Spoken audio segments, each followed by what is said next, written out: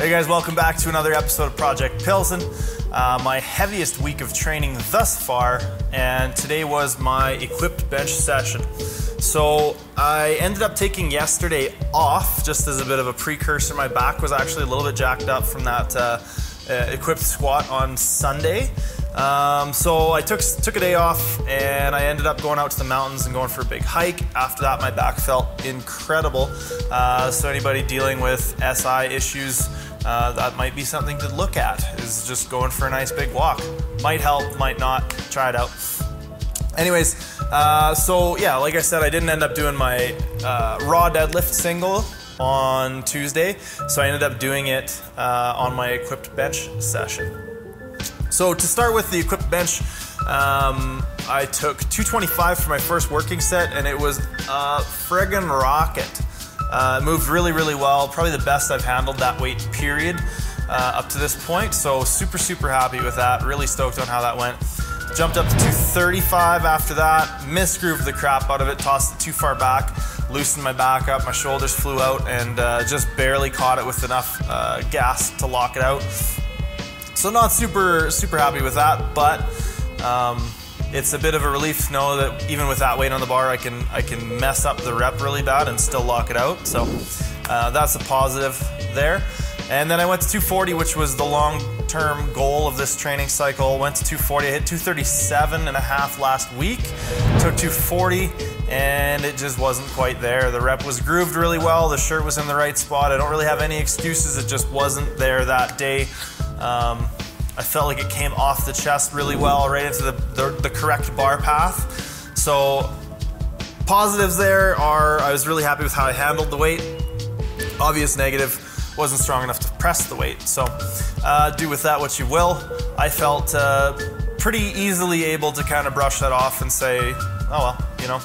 I put from 205 being my biggest successful bench at Nationals to 237.5 this training cycle. Pretty damn happy with the bench progress, so I'm not going to complain about missing a rep at all. Moving on from there, took my raw squat single. Like I said, my back was jacked up from Monday, so I had a chiropractic adjustment, and I think that left me a little bit loose and a little bit off kilter from what I normally am. It usually takes me a day or two to sort of tighten back up in the right spots after an adjustment. So maybe if you're looking at going into a meet, maybe don't get an adjustment or a massage or anything like that week, because you want things tight in the right spot. So my squats felt a little bit off today until the very end of my volume, but I still managed to do 282.5 kilo squat at about an 8.5, whereas last week I squatted 280 for a single, and it was much closer to a 9. So happy with that, but the rep was a little bit sloppy. You can kind of see my hips just do a tiny little wiggle, and my right knee kind of do one of these a little bit. But all told, really happy with that. By the end of my volume, I came down, did a couple sets of 5 at 225. By the end of my volume, things felt way better. My hips were starting to get back into their usual groove, and the little bit of hip pain that I had felt on that single and some of my workup sets, and even my first set of 5 started to dissipate by the time I was done my volume. And then I went on to do some raw deadlifts, and because I had skipped that session this week, I decided to do a top single. I worked my way up to about 270 and decided, okay, if this 270 warm-up goes really well, then I'll go up and go for a single. If it feels a little bit heavy, I'll just do my baseline volume today and call it a day. I ended up pulling the 270, and before I even let it down was kind of like, okay, yeah, that was good enough. We're gonna go for it today. So I went up, had 360 on the bar. I wasn't wearing a shirt at this point, and somehow managed to get somebody else's hair just sort of sweatily attached to my back, and I'm really uncomfortable with that. So I told Dylan if he could get that hair off my back that I would put the extra 3 kilos on the bar. He did, so I did. We ended up going for 363, and it was about an 8. So deadlift's feeling really good, even raw deadlift, whereas last week wasn't feeling quite so hot, was feeling a bit sluggish. My 363 or 800 pounds on the dot felt really good. So came down, pulled a set of 5 at 290, and that was about it. A couple sets of 5 maybe, but yeah, that was the workout for the day. Moving on to the question of the day today, we got a really good one here from Nate. He wants me to talk about attempt selection for a meet, how to choose an opener, how to choose your jumps. He said he's running my program. He's hitting 95% of his max at RP 8. So he has no idea how strong he is other than the RP to percentage chart. So a couple things I would take into consideration. Let's talk about this in two different sort of avenues. Let's talk about it from an RPE perspective. Generally, you want your opener to be about a 7.5. So anything you're taking at an 8 in training, if it is actually an 8, and you know, regardless of whether you're doing a single or whatever, an 8 means you could have done 2 more reps, not it was an 8 out of 10 hard. So if you're working loads or an 8, sorry, you should be doing you know, maybe 2 or 3% less, and that should be a good opener. If you're working with percentages, you probably want to open around 90, 89, 91%, somewhere in that range. That should give you a good solid opener, something that you could probably hit for a couple of reps, and something that's going to give you a good sort of primer to get into your, you know, your real attempts. The openers to get you on the board. Next up, you're going to want to look at your second attempt.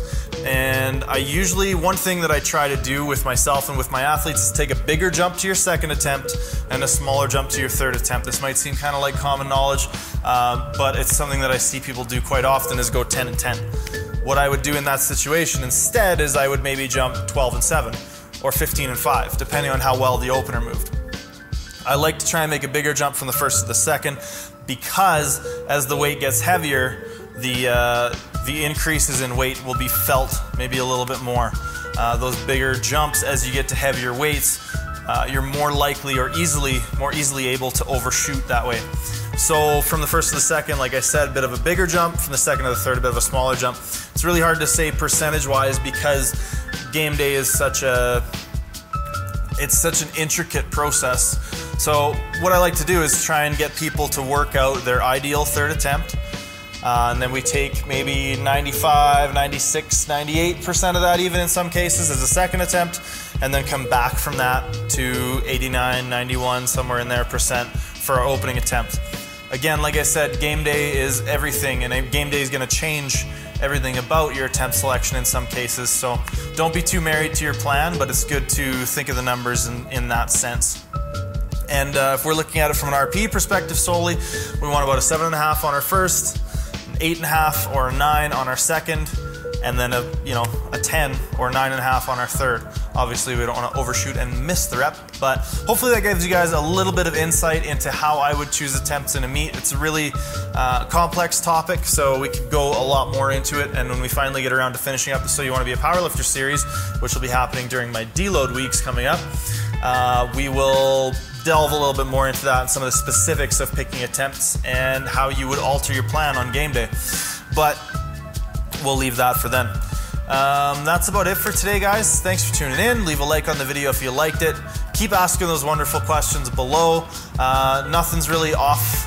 Nothing's really, what's the word I'm looking for? No questions really off limits. That's what I'm trying to say. I really like answering these questions, so keep asking them. Hit that subscribe button to stay tuned to Dylan's Giant Quads. We'll see you guys next time.